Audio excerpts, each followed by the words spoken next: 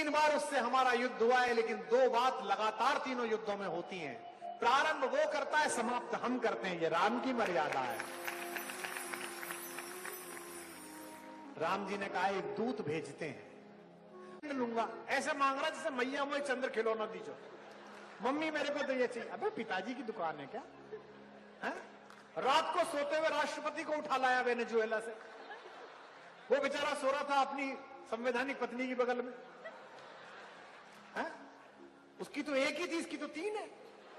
उसे उठा लाया और कहता है ये लोकतंत्र है, डेमोक्रेसी सिखा रहा है पूरी दुनिया को। हमसे कहता है कि हमने पल्ली पार घुसकर क्यों मारा। अब वो दिन हवा हुए जब इधर आकर लोग विस्फोट कर जाते थे और हम यूनाइटेड नेशंस में सबूत देते रहते थे, भारत में घुसकर आतंक मचाओगे तो चाहे भारत में हो चाहे किसी देश में छुप जाओ, चूहे को वहीं ढूंढकर मारेंगे। ये नए भारत का संकल्प है। हमसे भी लोग कहते हैं भाई साहब आप ये हो सकते हो। अरे भैया बड़ी कृपा हुई, भला हुआ मेरी गगरी फूटी में पनिया भरन से छूटी। जहां थे वहीं रहते तो ये थोड़ी कर रहे होते, तिहाड़ में बैठ के हिसाब दे रहे होते। एडवर्सिटी आए, विपदा आए तो समझ लेना ईश्वर किसी बड़ी योजना के लिए तैयार कर रहा है। राम हर युग में है। कैसे लोग हैं? दक्षिण में एक आदमी कहता था कि राम हुए नहीं, आजकल उसका पोता कहता है कि राम नहीं हुए, जबकि उसका खुद का ही नाम राम का पर्यायवाची था, करुणानिधि। ये राम का नाम है करुणानिधि, और पोता कह रहा है कि राम जी नहीं हुए। मन का अच्छा, दादाजी हो गए और राम जी नहीं हुए। वाह बेटे, राम हर युग में है, राम हर पल में है, राम राम। यह राम नाम का मणिदीप जिद्या पर से हटा लिया गया। ओल्ड फैशन है, ओल्ड स्कूल है। न्यू स्कूल क्या है? नए नायक कौन है तुम्हारे? मुंबई के वो लंपट लोग। सारा मीडिया सामने बैठा, मुझे क्षमा करें। मुंबई के किसी नायक की दूसरी पत्नी का तीसरा बच्चा पैदा होता है, उसके पीछे कैमरा लेके भाग जाते हैं। इस सामाजिक अंधेरे के बीच अगर प्रकाश निकलेगा तो राम की कहानी से निकलेगा। एक बेटा जब राम कथा सीखता है, राम कथा सुनता है, तो उसकी समझ में आ जाता है कि पिता जो कह रहे हैं उसका पालन करो। एक पति राम की कहानी सुनता है तो वो सोचता है कि जीवन का सारा पुरुषार्थ लगा दो लेकिन पत्नी को कष्ट ना हो जाए। देश में कोई विदेशी मेहमान आता है तो उसे प्रेम दिखाने के लिए आगरा ले जाते हैं।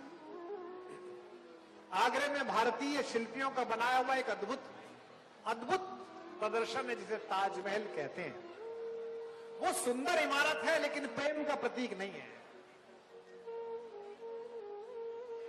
भारत के एक राजा की न जाने कौन से नंबर की पत्नी की स्मृति में बना है, जो 14वें बच्चे को जन्म देते हुए मर गई थी। कोई भी आता है विदेश से मेहमान, बोले ताजमहल ले जाओ।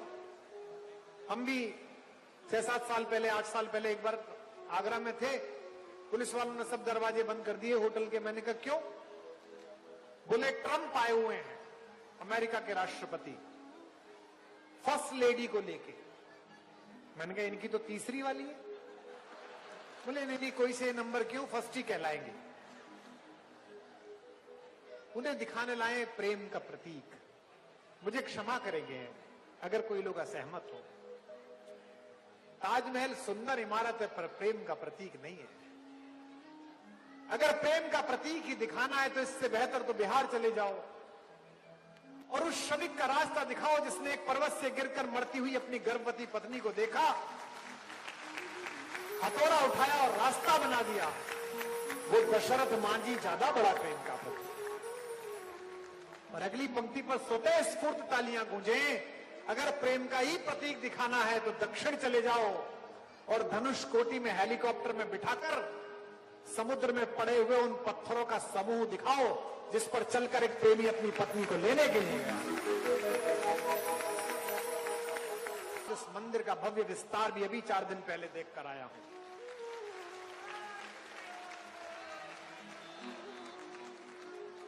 और जैसे ही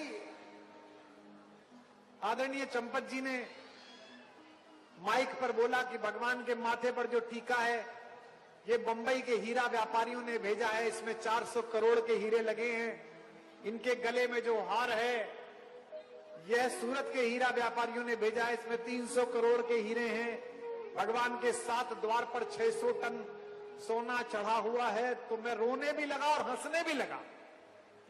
मेरे एक मित्र यहां आज आए थे, मनोज जोशी, चाणक्य वाले। वो मेरी बगल में खड़े थे, उन्होंने मुझे गले लगा लिया, बोले हंस भी रहे हो रो भी रहे हो, क्यों?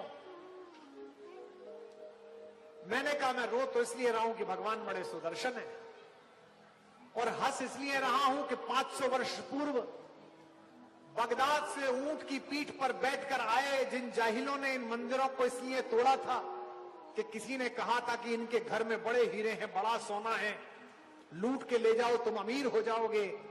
समय की मार देखिए कि मेरे राघव के माथे पर 400 करोड़ का टीका है और लुटेरों के हाथ में आज भी कटोरा है, तो आज भी भीख मांग रहे हैं।